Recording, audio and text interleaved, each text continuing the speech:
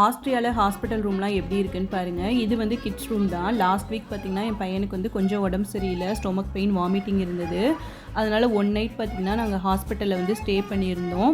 ஏன்னா ட்ரிப்ஸ் வேறு போடணுன்னு சொல்லியிருந்தாங்க. அதனால் இது பார்த்திங்கன்னா கூட தங்குறவங்களுக்கு தனியாக வந்து பெட்டு வந்து கொடுத்துருவாங்க.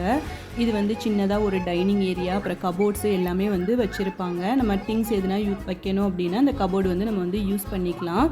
அதேமாதிரி ரூமும் பாருங்கள் எவ்வளோ பெருசாக இருக்குதுன்னு சொல்லிட்டு. இங்கே வந்து எல்லாமே பார்த்திங்கன்னா செப்பரேட் ரூம்ஸாக தான் வந்து வச்சுருப்பாங்க.